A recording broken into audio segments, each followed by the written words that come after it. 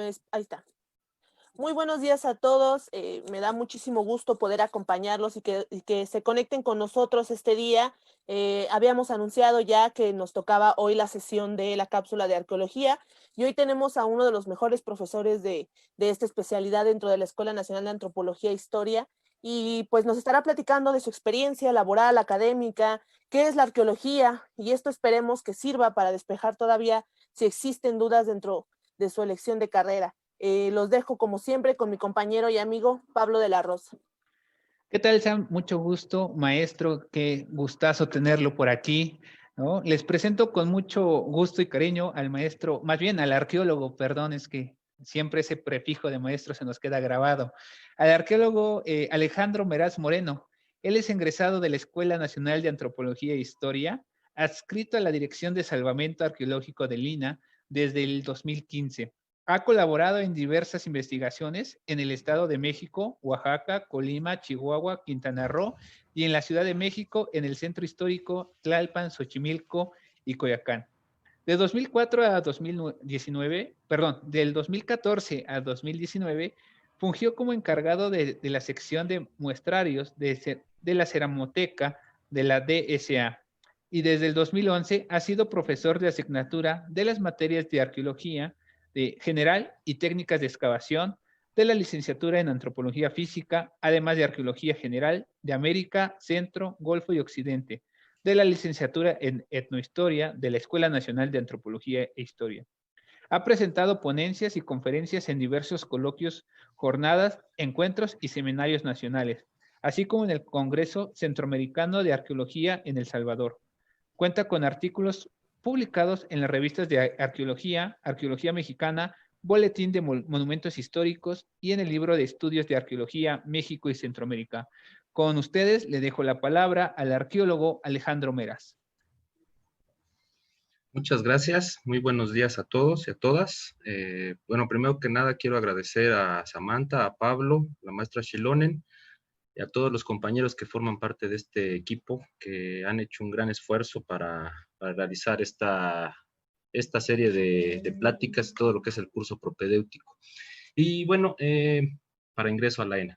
Y me gustaría empezar hablando acerca de un error que se tiene muy generalizado es pensar que la arqueología es el estudio de restos materiales.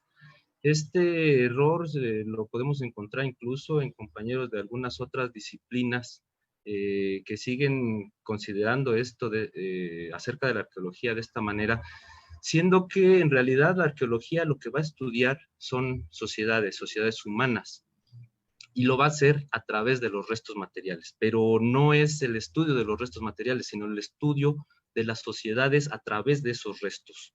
Lo que es la arqueología, en realidad tiene que partir de una pregunta, de un cuestionamiento. No se hacen excavaciones nada más porque sí, o para ver qué es lo que sale, sino que siempre tiene que haber un eje, una pregunta que guíe lo que es la investigación. En nuestro país, en México, todo lo que está relacionado con la investigación arqueológica, por ley, la ley de 1972, es regulada por el Instituto Nacional de Antropología e Historia. Aun cuando hay algunas otras instituciones que realizan investigaciones de carácter arqueológico, como por ejemplo la UNAM o algunas otras universidades o incluso universidades extranjeras, necesitan el aval del Consejo de Arqueología de Lina. Es decir, presentan un proyecto de investigación que es posteriormente aprobado por el Consejo de Arqueología y entonces tienen lugar las investigaciones. O sea, todo lo que tiene que ver con la arqueología en México es regulado por el INAH. Podemos reconocer dos modalidades de investigación en México. Lo que vienen a ser las investigaciones generadas por un interés meramente científico, académico, es decir, las investigaciones que se realizan en las zonas arqueológicas o en áreas de gran tamaño, de gran extensión, que surgen a partir de preguntas. Pero también podemos reconocer las investigaciones que se realizan por obras públicas o privadas, o por causas naturales. Entre estas últimas, pues encontramos lo que son los salvamentos arqueológicos y los rescates. Los salvamentos arqueológicos tienen un conocimiento anticipado de lo que son esas obras públicas o privadas y permiten diseñar un proyecto de investigación con un tiempo programado para esa investigación y un espacio que se refiere a donde se va a realizar esa obra. A diferencia de lo que son las investigaciones de carácter por un interés científico, que se pueden programar a partir de temporadas, año con año. En los salvamentos, pues solamente es con un tiempo muy limitado. Y lo que vienen a ser los rescates, que se realizan por causas imprevistas, que pueden ser una obra que no dio aviso al INAH, que no tiene conocimiento del INAH, y que empiezan a surgir algunos elementos arqueológicos y se tiene que atacar de manera inmediata, o por alguna causa natural, como pueden ser el deslave de algún cerro que deja expuestos algunos vestigios arqueológicos y se tienen que atacar de manera inmediata. Este tipo de investigaciones, los rescates, no requieren un proyecto aprobado por el Consejo, sino que se atacan de manera imprevista. Algo que me gustaría dejar claro son muchos mitos que se tienen acerca de la arqueología. Podemos ver una serie de documentales, una gran cantidad de canales que se dedican a exponer pues investigaciones de carácter arqueológico y nos podemos ir con una idea pues tal vez equivocada de lo que es la arqueología, porque ahí ya nada más vemos lo que son los productos, los resultados de las investigaciones, pero no conocemos todo lo que hay atrás, todo el trasfondo de lo que son las investigaciones arqueológicas. También otro de los mitos que se pueden tener es que la arqueología es meramente una aventura, es simplemente irnos a la selva, a perdernos y encontrar grandes pirámides, entre comillas, o los grandes hallazgos, ¿no? Pues no siempre ocurre de esta manera, ¿no? Muchas veces uno realiza excavaciones arqueológicas y pues no encuentra los vestigios que uno pudiera estar esperando, ¿no? Entonces es otro de los mitos que se tiene, que el arqueólogo siempre va a encontrar los grandes hallazgos. No siempre ocurre de esa manera, ¿no? Se pueden hacer una serie de excavaciones y no encontrar más que depósitos estratigráficos o de plano alteraciones ocurridas en el siglo XX, mediados del siglo XX o finales del siglo XX o en la época contemporánea. En México, lo que viene a ser las investigaciones arqueológicas, yo considero que un 80% de ellas se refieren a lo que son los trabajos de salvamento. También, desde luego, que se encuentran los proyectos de investigación de área o de zonas arqueológicas, pero en los tiempos actuales, las investigaciones de salvamento que realiza tanto la Dirección de Salvamento Arqueológico como los centros SINA de los diferentes estados de la República son en donde mayormente se realizan este tipo de exploraciones. Cuando entramos a lo que es la carrera de arqueología, pues nos van dando una serie de bases, una serie de materias que yo creo que no nada más es un problema de la arqueología, sino que de cualquier otra disciplina o carrera que se estudia. Muchas veces como estudiantes no hacemos un enlace de lo que son las diferentes materias que vamos tomando a lo largo de nuestro desarrollo académico. Y esto es algo que debemos tener presente siempre. Todas las materias que conforman un plan de estudio de una licenciatura van encaminadas a algo. Nosotros como estudiantes tenemos que ir enlazando esas diferentes materias para obtener un producto que va a ser nuestra formación como profesionistas, como investigadores. En muchas ocasiones en la arqueología no se le da un peso a lo que es la cuestión teórica. A pesar de que, por ejemplo, en la ENA llevamos una serie de materias relacionadas con este aspecto, la cuestión teórica, muchas veces no enlazamos cómo es que funciona la teoría en lo que va a ser la práctica. Tenemos que tener presente que aun cuando seamos unos buenos excavadores, unos buenos para registrar, unos buenos investigadores para registrar, pues siempre debemos tener un fundamento teórico, un aparato que guíe nuestra metodología, nuestra práctica. Eso es importantísimo y como estudiantes, si es que ustedes, algunos de ustedes entran a esta carrera, lo deben tener presente en todo momento, ¿no? Para que cuando concluyan sus estudios y se integren a un campo laboral, pues no dejen de lado lo que va a ser la teoría que sustenta nuestra disciplina.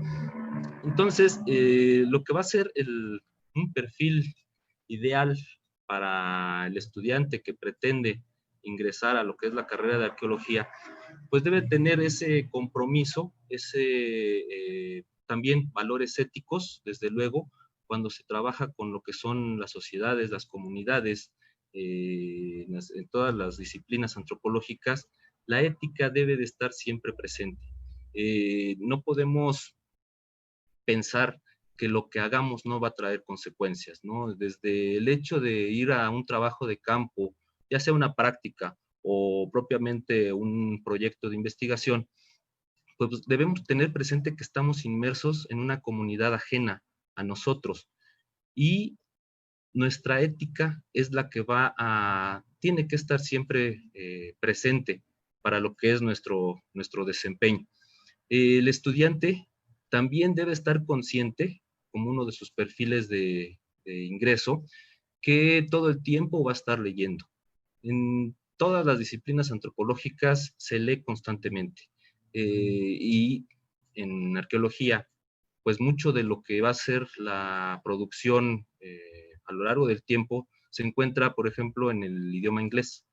Entonces, necesitamos una comprensión de lectura en inglés para que no estemos batallando cuando ya nos encontremos en lo que es el desarrollo de la carrera, porque muchas lecturas se van a encontrar en inglés, tanto de investigadores norteamericanos como de investigadores ingleses.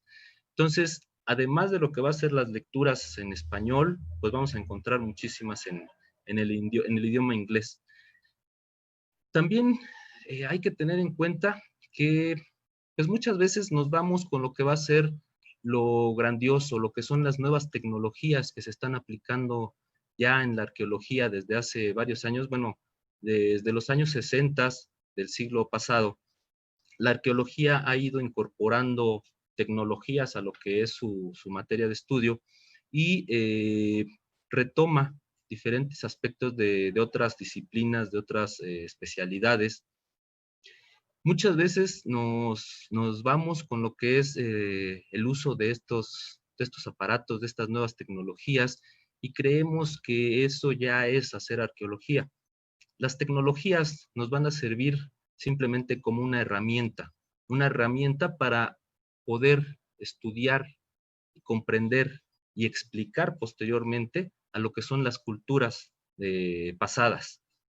Por culturas pasadas, pues nos referimos desde que el ser humano comienza a desarrollarse hasta el día de ayer o incluso hasta el día de hoy, ¿no? Todo eso es parte de lo que va a ser el objeto de estudio de la arqueología. Cómo es que esas sociedades se fueron adaptando al medio, lo fueron transformando y se fueron desarrollando a lo largo del tiempo.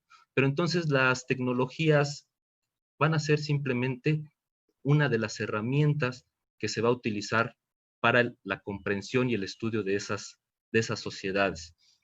Cuando ya nos enfrentamos a un campo laboral, desde luego que el uso de esas tecnologías, el manejo, la comprensión de ellas, pues nos va a permitir colocarnos en algún proyecto, porque entre más conocimientos tengamos, pues mejores vamos a ser como investigadores, y esto sí es necesario que también se vayan adentrando a estas tecnologías porque es parte de la época actual.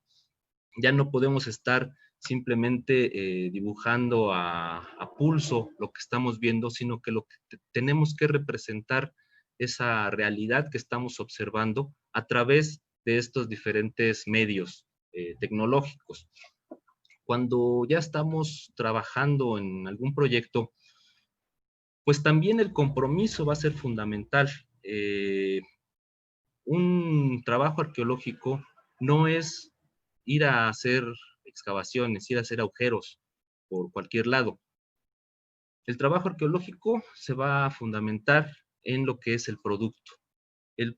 Por producto vamos a entender un informe técnico o un informe final de lo que son nuestras investigaciones, enlazar los diferentes antecedentes, nuestros postulados teóricos, nuestros objetivos, nuestras hipótesis, integrarlo en un producto final, en un informe final, pero que no se quede nada más en eso, sino también buscar las posibilidades de publicar esa información.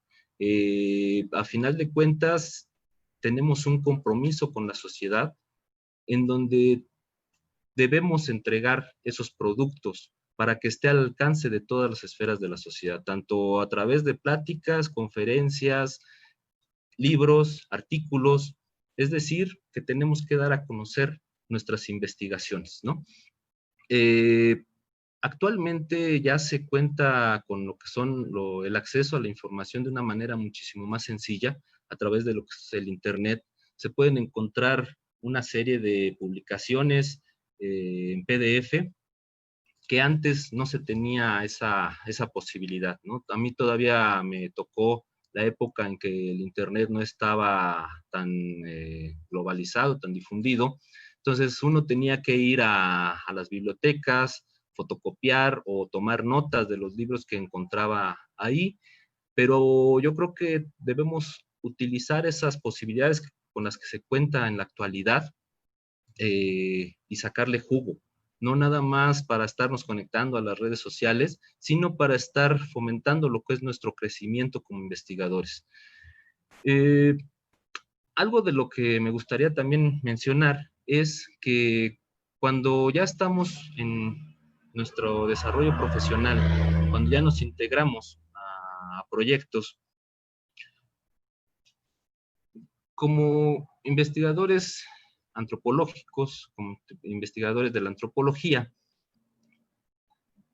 debemos estar conscientes que no vamos a tener necesariamente un horario de trabajo, no vamos a ser arqueólogos de las 8 de la mañana a las 5 de la tarde o de las 9 a las 6, sino que somos de tiempo completo, ¿no?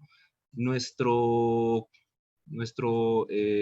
formación sigue en proceso, tenemos que seguir actualizándonos, tenemos que seguir leyendo, tenemos que seguir conociendo, observando a la sociedad en la que nos desarrollamos para poder entender cómo son las estructuras o cómo pudieron haber sido las estructuras en épocas pasadas. Entonces, la actualización tiene que ser constante. También, muchas ocasiones, los proyectos, sobre todo hablando de lo que son los proyectos de salvamento, a pesar de que por cuestiones de la Ley General del Trabajo, pues se tiene que cumplir con un horario, en muchas ocasiones esos horarios tienen que ser flexibles. En lo personal, a mí me han tocado momentos en donde nos hemos tenido que quedar hasta las 11 de la noche, 12 de la noche, excavando lo que son los vestigios que estamos encontrando, registrándolos adecuadamente, posteriormente recuperándolos, porque resulta que al día siguiente se tiene que realizar algún colado, alguna obra, entonces debemos tener en cuenta esa posibilidad de ser flexibles en lo que son nuestros tiempos de trabajo. También incluso me ha tocado laborar de lunes a domingo, junto con otros compañeros, porque así se presentan las dinámicas de trabajo, ¿no? Entonces, son elementos que hay que tener en cuenta cuando se decide estudiar esta carrera, ¿no? Desechar esas ideas, esos ideales de lo que es la arqueología y tener presente de manera clara, con los ojos abiertos, que se quiere estudiar esto. O sea, que se estudie por vocación, no porque ya no tengo otra posibilidad de estudiar, pues entro a la ENA, no, sino que sea una vocación, una decisión el ingresar a la ENA y en particular a esta carrera, ¿no? eso es lo que básicamente a mí me gustaría mencionar. No sé si tengan alguna pregunta. Espero que esta breve charla les haya abierto un poco los ojos acerca de lo que es la arqueología y pues desde luego si tienen alguna pregunta más concreta, pues yo trataré de respondérselas.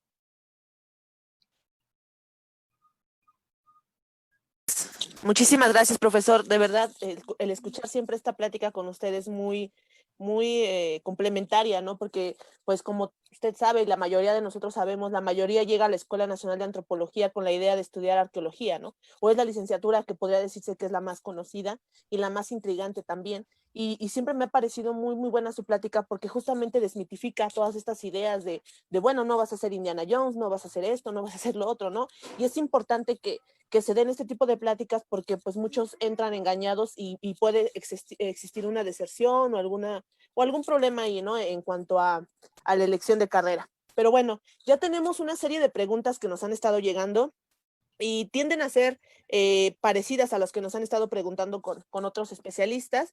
Y es, la primera que le haría es, ¿a qué retos actuales se enfrentaría o se enfrenta un arqueólogo? Bueno, los tiempos actuales son muy difíciles. En primera instancia, el ir a trabajar a campo, y no me refiero nada más a salir de la Ciudad de México, yo radico en la Ciudad de México, pero no me refiero nada más a salir de la Ciudad de México, incluso también dentro de la propia ciudad, pues la inseguridad, la violencia está muy generalizada. Uno de los riesgos que yo podría mencionar, pues es eso justamente, pero que no es nada más privativo de la arqueología o la antropología, sino de la época actual, ¿no? Eso en primera instancia. Desde luego, cuando ya tiene uno que trasladarse a comunidades desconocidas para uno mismo, pues se incrementan ese tipo de riesgos, ese tipo de problemáticas, y debe uno tener la capacidad de sortearlas, porque cuando uno va empezando a trabajar en esto, cree que porque tiene un papelito, una comisión o un documento que le da la posibilidad o la autorización para ir a hacer las excavaciones, con ese papelito ya tiene uno entrada libre a cualquier lugar. Pues no, no, hay diferentes comunidades que tienen una organización propia, y lo que hay que ir a hacer es labor de convencimiento, ir a explicarles a esas comunidades qué es lo que uno pretende hacer.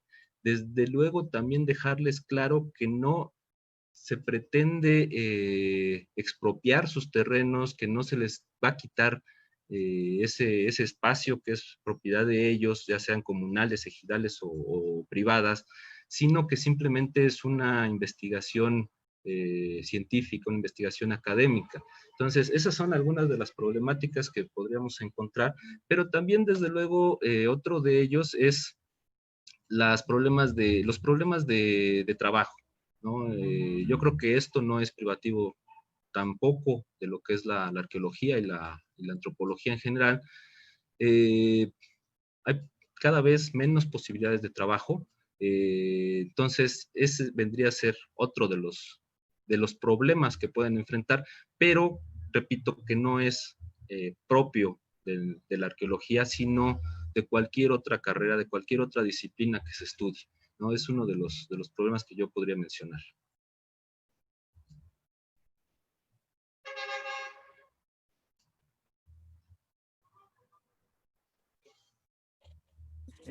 Nos hacen llegar otra pregunta.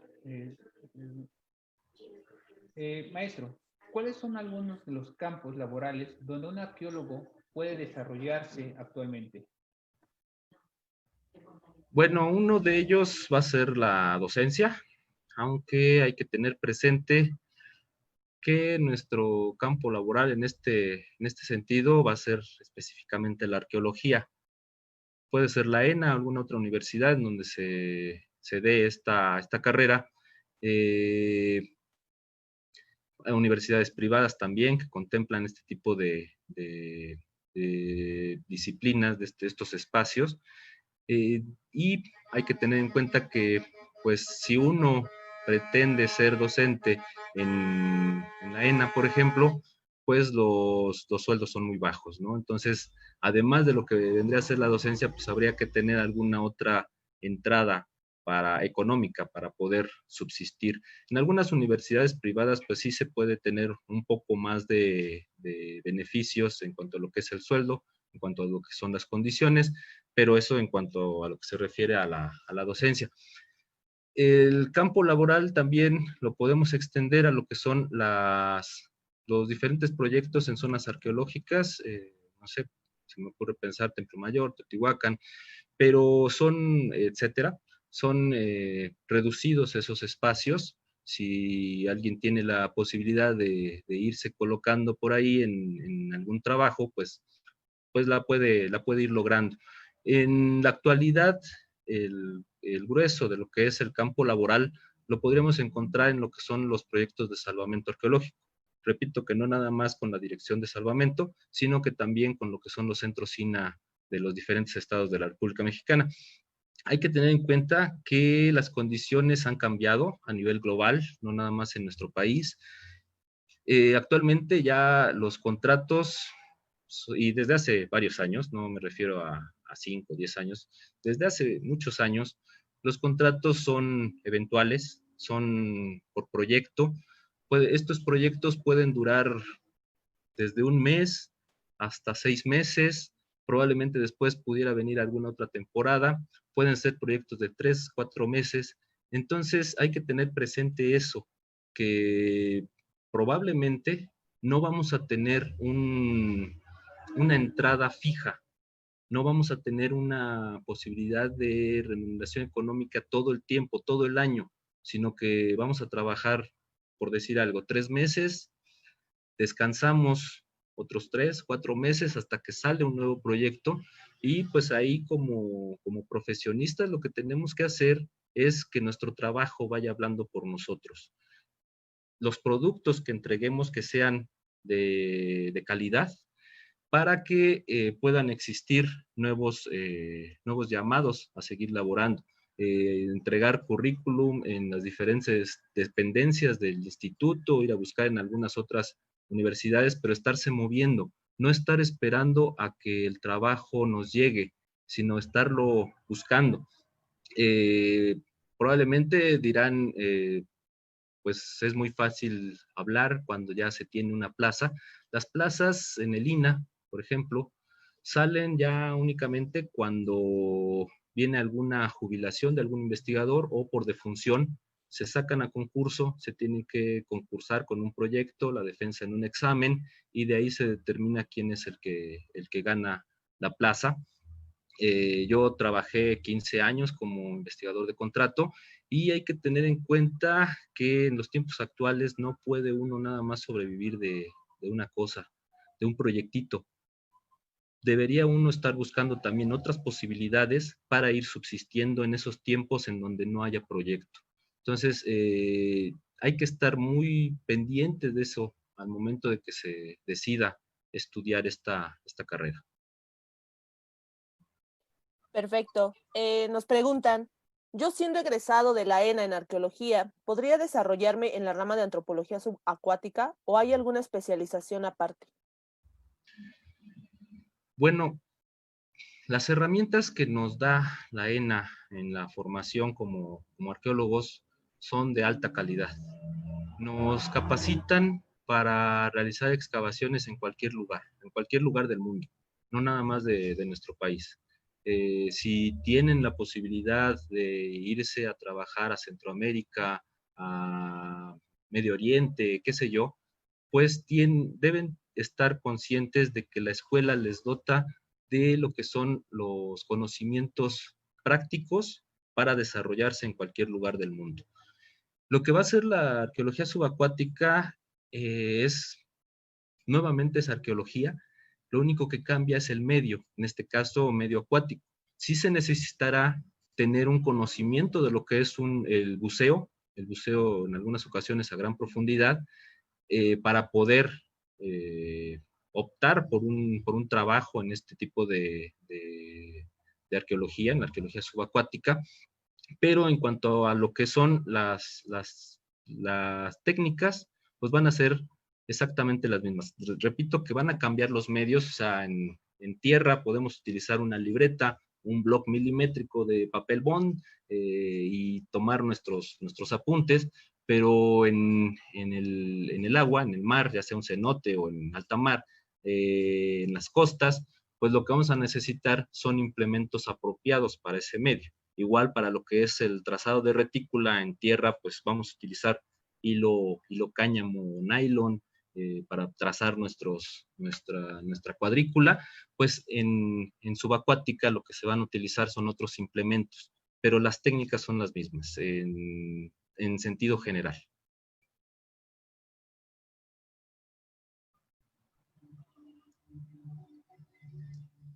No te escucho, Pablo. Está apagado tu micrófono. Disculpe, maestro. Bueno, ya nos estaba comentando acerca de estas ramas de la arqueología subacuática, pero en sí, ¿cuáles son las tareas o qué tareas llega a realizar un arqueólogo forense?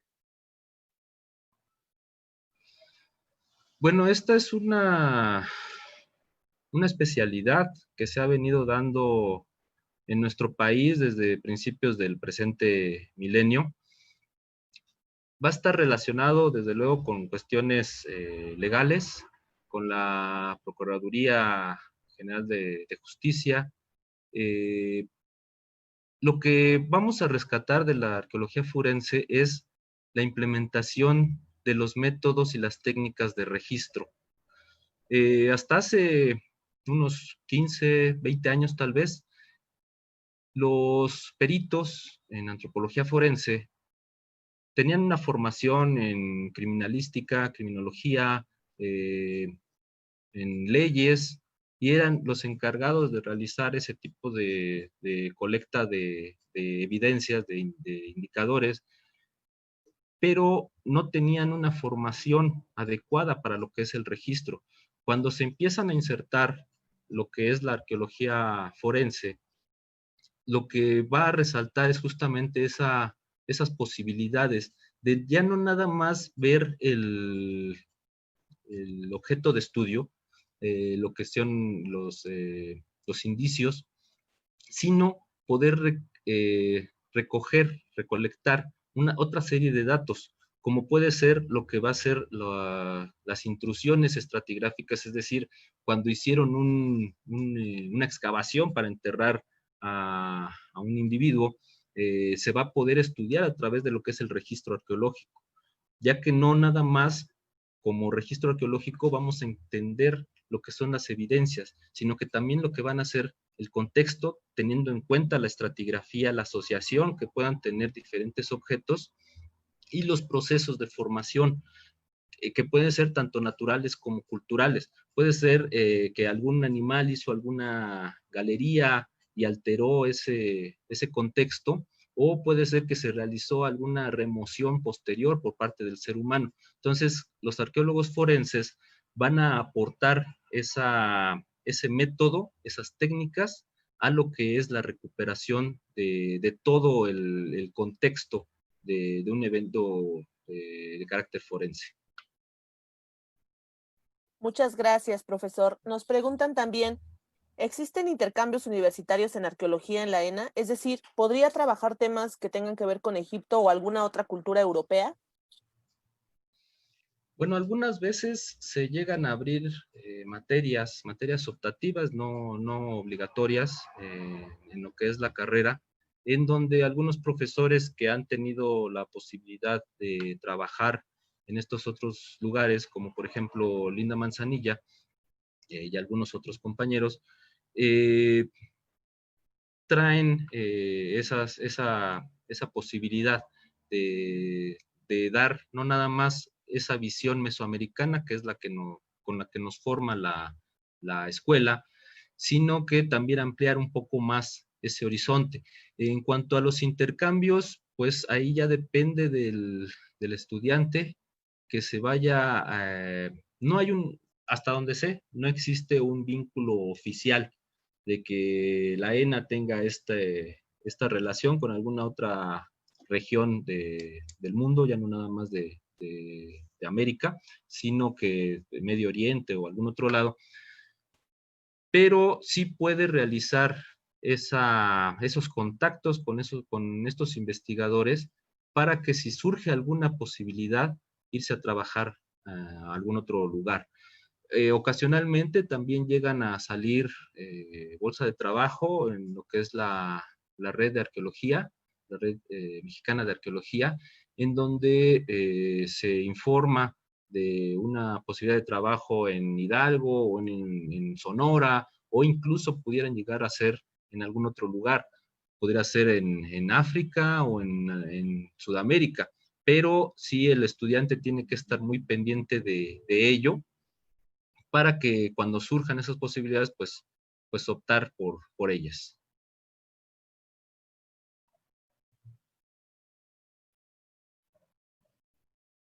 Está apagado el micrófono, Tom. Perdón, otra vez, el error del micrófono. Nos preguntan esta que es como genérica, ¿no? ¿A dónde sale de prácticas del campo el arqueólogo? ¿O cómo es que él hace sus prácticas de campo? Bueno, a lo largo de la carrera se cuenta con diferentes materias que contemplan lo que son las prácticas de campo. Es muy importante ese acercamiento con otras comunidades, con otras realidades, con otro tipo de elementos.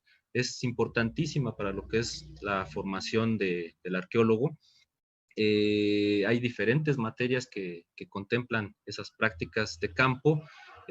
Pueden ser programadas a sitios cercanos, pueden ser de ida y vuelta de la ciudad en un solo día, puede ser a Teotihuacán, pueden ser a Xochicalco, o pueden ser prácticas de fines de semana, 3 días, por ejemplo, a Puebla, por ejemplo, por decir algo, o a Veracruz, qué sé yo. Hay diferentes lugares en donde se llegan a programar esas prácticas dependiendo de los objetivos de cada materia. Por ejemplo, puede haber una materia de ecología en donde, además de ir a visitar alguna zona arqueológica que se encuentre en el camino, pues el objetivo va a ser ir a conocer diferentes nichos ecológicos para poder entender qué recursos pudo tener a la mano, a la disposición, un grupo, una sociedad que se haya desarrollado en ese lugar, cuáles eran los nutrientes que podía obtener de ese nicho en cuanto a lo que son los vegetales, la recolección, la caza en un momento pasado. También hay que tener en cuenta que hay dos materias dentro de esta carrera que contemplan 30 días de campo cada una de ellas. Lo que se refiere a la prospección, que va a ser un reconocimiento de superficie, y lo que van a ser las prácticas de excavación. Esas dos materias sí contemplan esos 30 días obligatorios de prácticas de campo. Entonces, el estudiante debe tener en cuenta eso.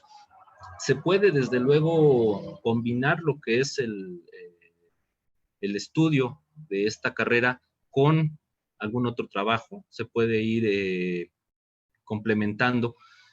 No es necesario estudiar de tiempo completo en la ENA, sino que, y además también con las condiciones actuales, pues uno tiene que estar buscando el sustento económico. Entonces sí se puede combinar. Lo que sí es necesario es tener presente que esas materias de 30 días, esas dos materias de 30 días cada una de prácticas de campo, pues sí tiene uno que ir a cumplir con eso. Y esas materias no se cumplen nada más yendo, sino entregando el informe que pida el